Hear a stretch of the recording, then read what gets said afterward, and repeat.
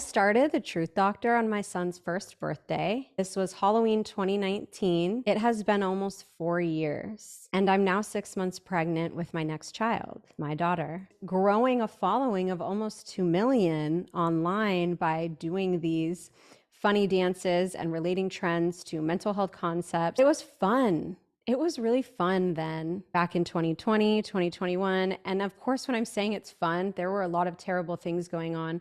But it was fun on the internet to do what I was doing to help people. Over the last 2 years, I have continued to struggle. And that's what these first two episodes of Human First Season 4 were about. When I was working on opening Exist Centers, which is an outpatient substance use and mental health treatment center, it really wasn't going great. I was very traumatized from the IVF, progesterone, and oil shots. I was very sick when it came to morning sickness. I mean, I was doing the best I could and we were pushing through and we were super close to opening, but there was a lot of other things that were going on as well. I felt like I was failing in front of everyone. So here's what I ended up doing. One, we obviously put the opening of the treatment center on pause until early next year. But second, I wanted to go out and explore the job market. I was very curious to see what type of jobs were out there in my area of Orange County, California, and what type of treatment centers were out there as well. Is there a position for me at the moment that I can do what I want to do as a clinician, but perhaps in a center that isn't my own? I have education, experience, my overall background. So I went to multiple interviews and I found some incredible treatment centers, some that focused on first responders, on veterans, some that focused on co-occurring disorders, which are situations where people find themselves with both mental health and substance use issues. And that's sort of my bread and butter when it comes to being a clinician. However, throughout this job interview process, I had an experience that not only shifted what I wanted to do next for the Truth Doctor, but that also shifted what Max wanted to do, my husband, if this is your first episode listening, with his time and with his energy. So here's what happened.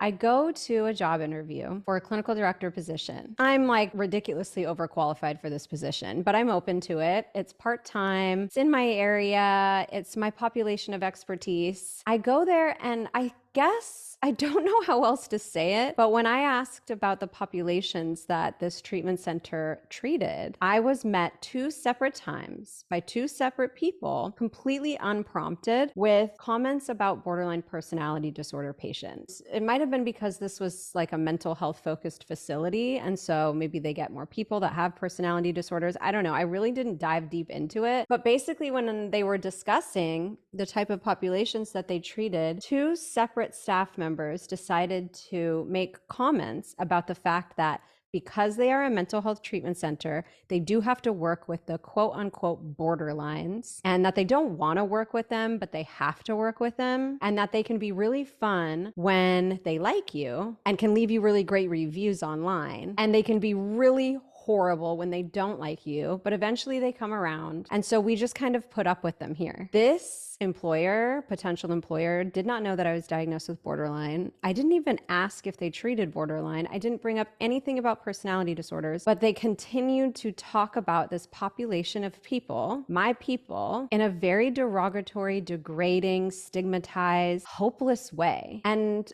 frankly, it felt really fucked up. It really just told me that immediately anyone who is diagnosed with borderline personality disorder or shows borderline traits or gets diagnosed when they're at this center is trying to heal in an invalidating environment. They are being invalidated and seen as their disorder before they're being seen as a human being. And with those conversations being the types of conversations that were not only happening in job interviews that I was going to for licensed and accredited treatment centers that specifically treated mental health disorders, but I was also seeing this type of information and commentary be placed online in my public community. I would make a piece of content that was meant to be really helpful for people with borderline, and I would be met with really dangerous, harmful, and incorrect statements about people with borderline personality disorder. It's even happened when in the past I've made addiction posts and someone says, once an addict, always an addict, or addicts always lie, or just these statements that are placed on these populations of people that are just individualized human beings that have their own presentation of behaviors and symptoms and causes of why they ended up the way that they did, why they act the way that they act, feel the way that they feel, think the way that they think, say the things that they say. We need to heal in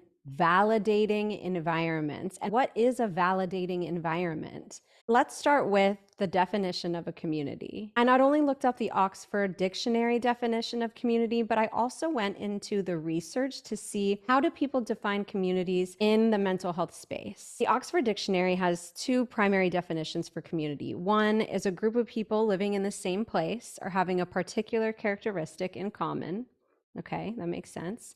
Or a feeling of fellowship with others as a result of sharing common attitudes, interests, and goals. Those are both really excellent. A group of people having a particular characteristic in common and a feeling of fellowship. I like that. It's a thing and it's a feeling. In the research, I found something really beautiful. It was in a book called Understanding the Community from 2015, written by Halima Agarwal. And I want to read you something from it. It's very short. Clusters of individual lives make up communities, societies, and cultures. To understand some of the complexities, complications, and confusions within the life of just one member of a community is to gain insights into the collective. That is so beautiful to me, and I want to repeat it to you one more time. Clusters of individual lives make up communities, societies, and cultures. To understand some of the complexities, complications, and confusions within the life of just one member of a community is to gain insights into the collective. When I hear this, I imagine an entire life in one human being, an entire ecosystem. And that's how I see human beings in general. That's why I call my entire following humans, because there's so much to you. There's so much to being a human being, and we forget that. And so reading this quote, I was like, oh my God, yes, we are so complex and complicated and confusing, and we feel complex and complicated and confused as people. And when someone gets an opportunity to get to know our story and to get to know us, they really do get to learn a little bit about every community that we identify with. But the key part to this quote is where it says, to understand the life of just one member of a community is to gain insights into the collective. It's not to say now you know everything there is to know about this collective community. It's that now you've gained insight into the collective.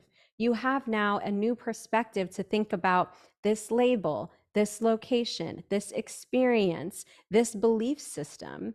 You gain insight. That is such a major part of what a community is. You gain insights from other people and you get to share your own insights with other people. I created 7 aspects of a healthy mental health community, and I want to go over those with you now. The first one is, of course, a safe and supportive space. When you think about a validating environment or a safe mental health community, it has to be an environment that is understanding, non-judgmental, and empathetic, where individuals feel safe to share their experiences and struggles without the fear of stigma, without the fear of stigma. And when I'm making these posts on social media, sometimes the comments are horrible. Sometimes I take those comments and I make new content with them. Like someone that said to me that I'm not a monster if I have borderline as long as I don't have children, when they were a follower, knew I had a child and that I was pregnant. That hurts me, but more so it hurts my community and the people who are there to have a safe and supportive space to be validated. Now, I do the best that I can to sort of cipher through, are these people coming from a place of pain? Because I know, as someone that has borderline personality and other really difficult conditions, that I have hurt people and I do hurt people sometimes, and I really don't mean to. And so it's like, are these people coming from a place of pain because they've been hurt by people like me. That doesn't make it okay, but I try to say, should I block them? Should I just use this as a learning experience for other people in my community? What are the steps that I want to take? And primarily, I will delete things that I think are just that have gone too far. And sometimes I'll share things that I think have gone way too far. Like the worst comment that me and my community have ever received when it comes to borderline is that the only treatment for borderline is medically assisted death. That is such a fucked up thing to say to someone, especially when the disorder that they're referencing already takes the lives of 10% of the people who have this diagnosis, and that the people that have this diagnosis or traits of this diagnosis suffer from passive suicidal ideation and self-harm and suicide attempts frequently. It's just so important to remember that you deserve a safe and supportive space to express yourself and to learn about how to get better without somebody telling you that you're never going to. Okay, number one, safe and supportive space. Safe and supportive space. Number two, accessible mental health resources. Whether this is a local community, our nation, whether it's in your family, whether it's an online social media space, or whether it's in an offline internet space, you deserve accessible mental health resources. If we think about that on a national or local scale, it means, can you have access to quality mental health services, therapy options, support groups, crisis helplines that are readily available and, again, easily accessible to all community members? Three, empowerment and advocacy. Mental health communities that are validating environments should encourage individuals to take an active role in their mental health journey. They should be getting tools and resources for the ability to advocate for themselves, and they should be supporting each other in navigating the challenges of their mental illness or of their mental health difficulties.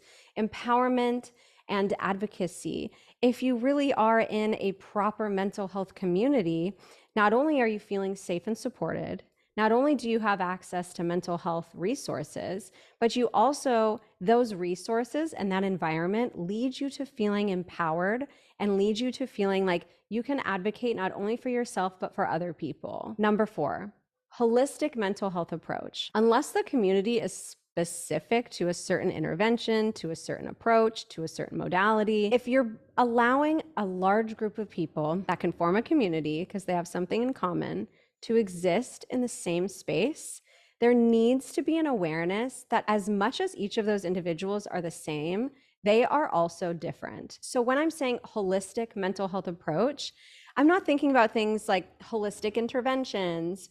I mean, maybe I am, but I'm more so thinking like holistic in terms of like wholeness, many options, looking at things from multiple perspectives and being able to say, this works for me, this doesn't work for me, this may work for me, but let me think about other people in my community that this may not work for, and now what are their options? And in what way can I help those options become more available to them? And this leads into number five, embracing diversity and reducing stigma. This is why I brought up the job interview. Because to be the CEO of a mental health treatment center and to not embrace the diversity of various mental health disorders and how they present, and to not reduce the stigma, but to contribute to it, especially to do so in a job interview where you are basically making sure that the person that you're hiring on is going to have the same opinion that you do about someone with borderline personality disorder. I mean, that is absolutely contributing to it. When it comes to embracing diversity and reducing stigma, national, local mental health communities that are validating environments are going to recognize maybe co-occurring disorders, intersectionality, whether that comes to socioeconomic status, whether they experience specific types of discrimination related to disability or to race or to gender. Mental health communities that are validating environments must embrace diversity and must reduce stigma, or they're not actually allowing progress to happen. Celebrating diversity within the mental illness community, respecting different experiences and backgrounds, and working together to combat the stigma associated with the mental health conditions that your community is created around is so incredibly vital. Now, we're talking about communities here. So, number 6 is community engagement and connection. I don't think you could really call a community if there wasn't any actual community engagement and connection. Communities should facilitate opportunities for meaningful connections among community members. They should foster support networks, and they should combat isolation through group activities and events. I had a meeting with the US Surgeon General probably a couple months ago now, and it was about the fact that there is an epidemic of loneliness across the globe and specifically in our nation. Community is meant to combat isolation. And if you feel isolated in a community, then it might not be the right community for you. If you feel stigmatized in your community, especially a community where you're trying to heal, then that might not be the right community for you. When you're thinking about joining a community, it's so important to ask yourself, how am I going to be able to feel less alone? And it's not just about there being people around you. It's, do you feel like you have the ability to actually connect? Do you feel safe enough to actually share your own experience and receive constructive or supportive feedback or criticism? Or are you going to be attacked because it's something on Instagram? Are you going to be attacked because it's something on TikTok, something that's public? Are you going to be attacked because you thought that this was a validating, helpful, supportive, destigmatizing community, but instead you find out that the people that are actually running the community, running the joint, running the treatment center are making things worse for you and pretending like they're trying to help on the surface? The last one is mental health education and awareness. If you are in a validating, healthy, helpful mental health community, you should really be learning about how to get better. You should be getting mental health education and awareness. You should be getting educational resources, workshops that can help you increase your understanding of your mental health condition, of mental health overall. You deserve to be learning about how to get better, not just being told, get better now. That happens so much in mental health communities where people are like, I'm here for you. I want to be there and support you. But like, what is taking so long? And it's like, well, I don't know what to do. Like, I don't have a space where I feel safe. I don't have a space where I feel like I belong. And I don't have a space where I'm actually learning the things that I need to learn. Like, you're just telling me that like you accept me for who I am, but then you treat me like who I am is not good enough and you want me to get better now. We need to find spaces and people, environments and communities that truly help us learn about how we function as a human, treat us as a human being, and help us become the human being that we really want to become. I have 3 slogans as the Truth Doctor, and for any of you that have followed me on Instagram over the last 4 years, you might know what they are. The first one is, you're a human first, and that's a really important statement. I'm sure that you know what that means at this point because you're listening to the Human First podcast, and maybe you have the Human First tattoo. There's a lot more Human First stuff coming out in the future, but for right now, I've been fulfilling that slogan, you're a human first, by having this podcast. The second one is, your unconscious is showing. And I'm currently writing my debut nonfiction book called Your Unconscious is Showing. The third one is, I'm so glad you exist. I love saying this to people. Sometimes people think it's bullshit because how can I be glad that you exist when I don't really know you? And that's important for 2 reasons. One is, the human condition is really difficult. And if you are telling me that you are neurodivergent, that you have been through trauma, that you have borderline traits or borderline personality disorder, or that you just feel lost or confused, or that something that I posted resonated with you, then I know that there is something in your life that has been fucking difficult and you still exist. You're still here. I do not know how the fuck I got on this planet, why I am here, why it is so difficult, and why so many days out of my life, I wish I was not alive. And then the next day, I'm so happy to be alive. Like, I want to be those happy days, or at least the reminder of those happy days for people, or at least I want to be the feeling that somebody knows that it's not easy to exist. And when I say to people, I'm so glad you exist, it's because I know how hard it can be to keep existing when it feels like not existing would be so much easier. So whenever you see that, I'm so glad you exist. Whenever you hear me say that, please know that what I'm referencing is your ability to stay alive. So I created a validating environment, a safe and supportive mental health community that takes a holistic approach, embraces diversity and reduces stigma, includes community engagement and connection, provides mental health education and awareness, empowers you, advocates for you, and provides you mental health resources off of social media. And it is called Glad You Exist. Glad You Exist is the expert-led, peer-driven program that provides human beings with borderline personality a new way of caring for themselves and others. Now, keep in mind that we are welcoming other mental health conditions into our community.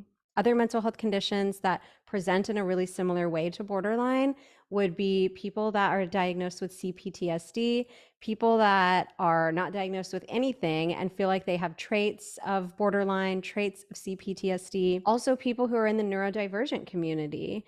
Oftentimes, the presentation of dysregulated symptoms stemming from neurodivergent conditions can present in really personality dysfunctional ways. I don't know, personality disordered ways where you just feel like you can't function in your life because nobody understands what you need. Maybe you don't understand what you need, or you don't know how to express your needs, or you're in burnout, or you're in shutdown, or you're having meltdowns, whatever it is. We want to welcome you into this community as well. But we will be really monitoring it to make sure that this is a safe, stigma-free space for people who have ever resonated with my own history, with the criteria for borderline personality disorder. This is a space for people who have something to say, where someone would say that they're a bad person for the things that they've done in their past, where someone would say that they're not going to get better because of how frequently their behaviors are still occurring. This is a space that I will be in along with my cousin, a mindfulness and somatic coach named Maggie Scotto, with multiple years in both emotional and substance use recovery, along with other experts and fellow mental health BPD, neurodivergent people and therapists, where you are going to get an opportunity every single week to experience a new resource, a new workshop, a new skill set, a PDF, a live Q&A, a live webinar with me. Every week, there will be something for you to use to understand yourself better as a human being and to finally start to heal. And again, a safe and validating environment. You will have every month a live mental health workshop with me that is specific to skills and causes and solutions for borderline personality and other mental health symptoms and behaviors.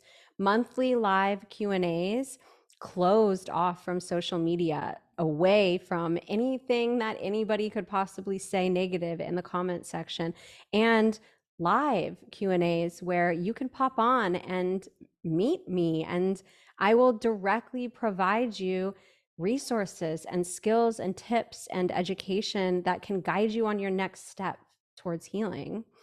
Monthly live somatic healing exercises led by trained facilitators.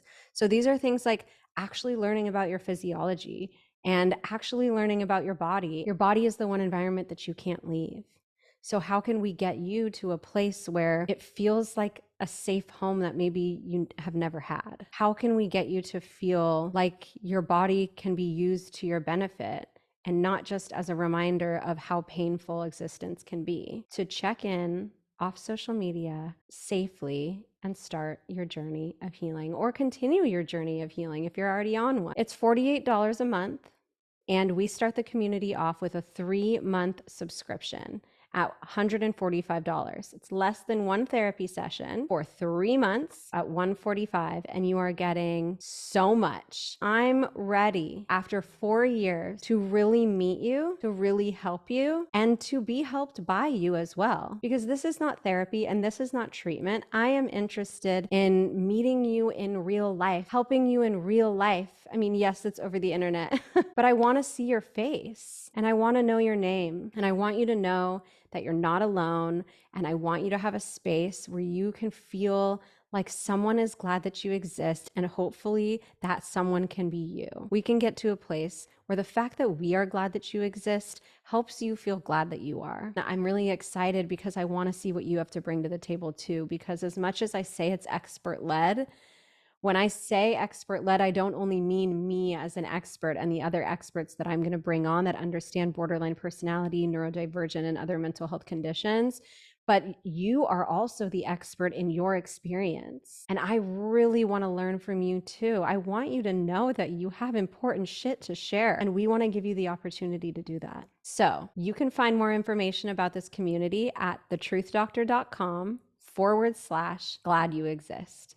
thetruthDoctor.com/glad you exist. And because you listen to this podcast, I also want to give you a 20% discount. So when you go in there and you go to check out to join the community, you can use this either for the 3-month membership that we have. We also have an annual membership option for $432 for the entire year. The 20% discount code will apply to both options. And that code is HFPOD. So HF, like for human first, all capitals, HFPOD. POD for podcast. You can plug that in at thetruthDoctor.com/glad you exist. We will not be allowing this discount code to be used after August 1st. I also want to say that we have really limited space. And I'm serious. I hate marketing. I hate sales. I have such a barrier where I just don't want to bullshit people. Like, it hurts my heart. I'm not capable of doing it. So when I say that we have limited space, I really mean it. And when I say I want to get to know you, I really mean it. And that's why we have limited space. And if you are thinking about it, let me just tell you about the things that we have planned upcoming. We have 6 different principles that we go by in the Glad You Exist community. The first one is safety and security, where we are addressing what does it mean to be safe, to be a safe person? What does it mean to feel secure, to have a secure environment, to build a support system around you? That's the first workshop that we're doing, specifically looking at neurodivergent and borderline communities. Then the next week, we are doing a reading group where everyone's going to get a reading material to read before the group. And then we're going to get in and process what it brought up for us, how it relates to the stories of our own symptoms and behaviors and experiences, and how we can take a lesson from this reading, a lesson from what each of us share in this group, and then go on to try to heal ourselves in the future. We also take a look at physiology and what it really means to live in a human body, and what consciousness is when it comes to the fact that we can either be completely unaware of how we're feeling through dissociation, or hyper aware of how we're feeling, where we're just so overwhelmed sensorily or even mentally and psychologically. And what does that mean when it comes to what we're experiencing in our bodies, and what can we use moving forward?